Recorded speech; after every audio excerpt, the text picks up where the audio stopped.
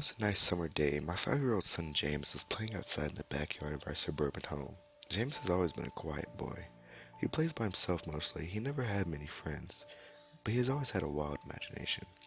I was in the kitchen feeding our dog Fido when I heard that sounded like James talking to someone in the backyard. I'm not sure who it was he could be talking to. Could he have finally made a friend? Being a single father, it's hard for me to always keep an eye on my son, so I decided to go outside and check on him. When I went to the backyard, I was a bit confused because James was the only person back there. Was he talking to himself? I could have sworn I heard another voice. James, it's time to come in, I called out to him. He came inside and sat down at the kitchen table. It was about lunchtime, so I decided to make him a turkey sandwich. James, who were you talking to out there? I asked. James looked up for a moment. I was playing with my new friend, he said, smiling. I poured him some milk and continued to pry as any good father would. Does your friend have a name? Why didn't you ask him to have lunch with us? I asked. James stared at me for a moment before replying. His name is Laughing Jack. I was a bit taken by what he had just said. Oh, that's a strange name. What does your friend look like? I asked, a bit confused. He's a clown. He has long hair and a big swirly cone nose. He's got long arms and baggy pants, striped socks, and he always smiles. I realized my son was talking about an imaginary friend. I suppose it is normal for kids his age to have imaginary friends, especially when he has no real kids to play with. It's probably just a phase. The rest of the day went by as per usual, and it was starting to get late, so I put James to bed. I tucked him in, gave him a kiss, and made sure to turn on his nightlight before I closed the door. I was pretty tired myself, so I decided to go to bed not long after. I had an awful nightmare. It was dark. I was in some kind of rundown amusement park. I was scared, running through an endless field of empty tents, broken down rides, and abandoned game huts. The whole place had a horrible look to it. Everything was black and white. The prized stuffed animals are all hung from nooses in the game huts, all with sick grins stitched on their faces. It felt like the whole park was looking at me, even though there wasn't another living thing in sight. And suddenly, I began to hear music. The sounds of Pop Goes the Weasel being played on a squeeze box echoed through the park. It was hypnotizing.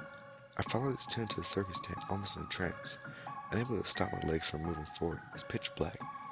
The only light came from a single spotlight shining in the center of the big tub. As I walked toward the light, the music slowed down. I found myself singing, unable to stop. All around the mulberry bush, the monkey chased the weasel. The monkey thought 'twas all in fun. The music stopped right before its climax, and suddenly the lights shut on. The intensity of the lights was practically blinding. All I could see was a small dark silhouette shuffle towards me. Then another one appeared, and another, and another. There were dozens of them, all coming toward me. I couldn't move. My legs were frozen. All I could do was watch as the haunting figures drew nearer. As they got closer, I could see they were children. I looked at each one. I noticed they were all horribly disfigured and mutilated. Some had cuts all over their body. Others were severely burned. Others were missing limbs, even eyes. The children enveloped me, clawing at my flesh, dragging me to the ground, and tearing insides me.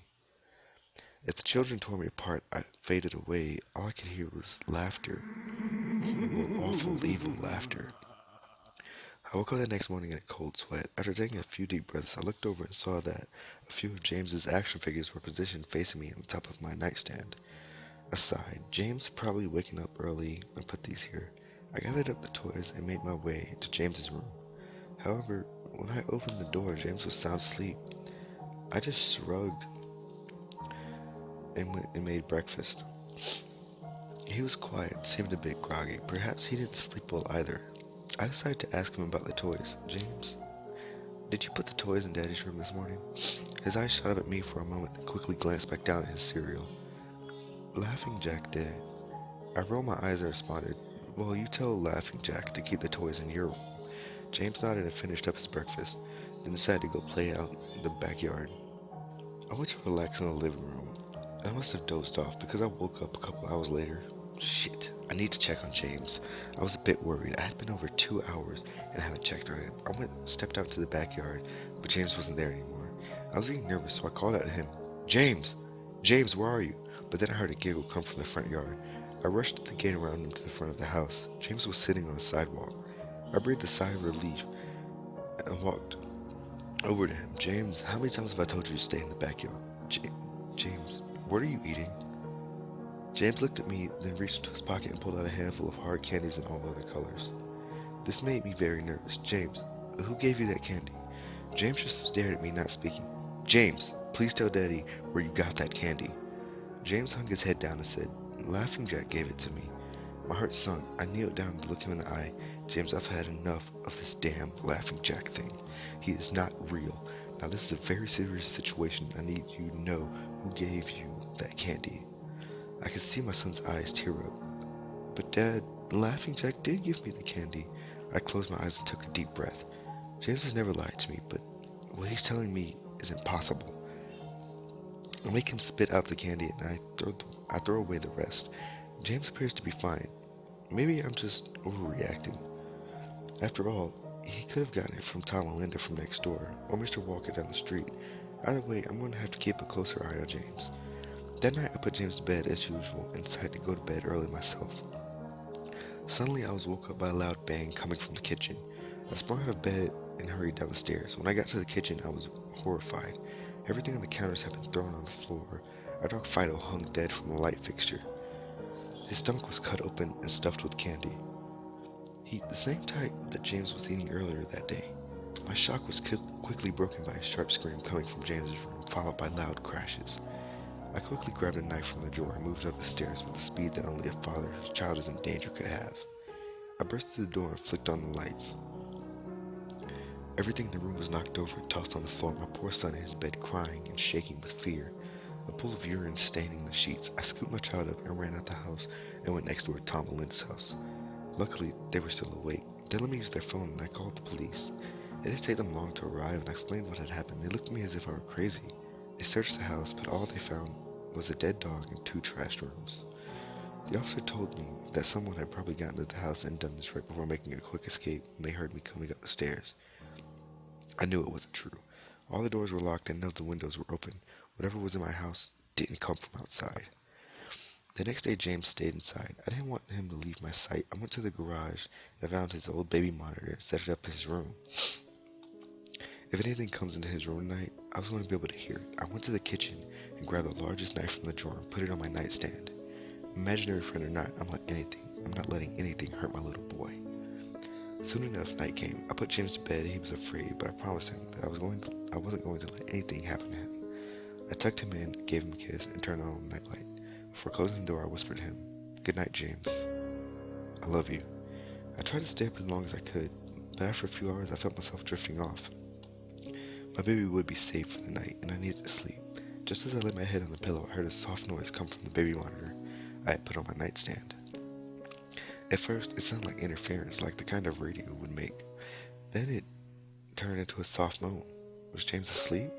And I heard it, the laugh from my nightmare. That horrible laugh.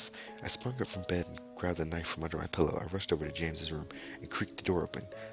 I tried the light switch, but it wouldn't come on. I took a step in, and I could feel the warm, thick liquid on my feet. Suddenly, James's nightlight came on, and I could see the absolute horror laid out in front of me. James's body was nailed upon the wall, nails piercing through his hands and feet. His chest was cut wide open, his organs hung down to the floor. His eyes and tongue had been removed along with most of his teeth. I was disgusted. I could hardly believe this was my baby boy, and I heard it again, the soft, desperate moan. James was still alive. My poor baby, in so much pain, barely clinging to life. I ran across the room and vomited on the floor, but my sickness was interrupted by a horrible cackle coming from behind me. I spun around while still wiping bile from my mouth, then out of the shadows emerged the fiend responsible for all this horror. Laughing Jack. His ghost-white skin and matted black hair hung down to his shoulders. He had piercing white eyes surrounded by dark black rings. His twisted smile revealed a row of sharp jagged teeth, and his skin didn't look like skin at all. It almost looked like rubber or plastic. He wore a patchy black and white clown outfit with striped sleeves and socks. His body itself was grotesque, his long arms hanging down past his waist. And the way he was poised made him look almost boneless, like a rag doll. He let out a sickening laugh as if to let me know he was pleased with my reaction to his work, but then turned around suddenly in front of James and began to laugh even more at the horrific sight he has laid out. That was enough to shake me from my terror. I snapped, "Get away from him, you bastard!" I rushed at the monster, raising the knife above my head and stabbed down at him. But as soon as the knife touched him, he disappeared in a cloud of black smoke. The knife passed right through and pierced James's still beating heart, splashing the warm blood on my face. No, what have I done? My baby. I killed my baby. I immediately fell to my knees and I could hear sirens in the distance growing louder. My boy, my sweet baby boy, I promised Mommy, promised Dad would protect you, but I failed. I'm sorry, James. I'm so sorry. Police soon arrived to find me in front of my son, still wielding the knife covered in my baby's blood. The trial was short. Insanity. I was placed in the Philadelphia house for the criminally insane where I have been for the past 2 months. It's not so bad here. The only reason I'm awake now is because someone is playing Pop Goes the Weasel outside my window. I'll talk to the orderlies about it in the morning.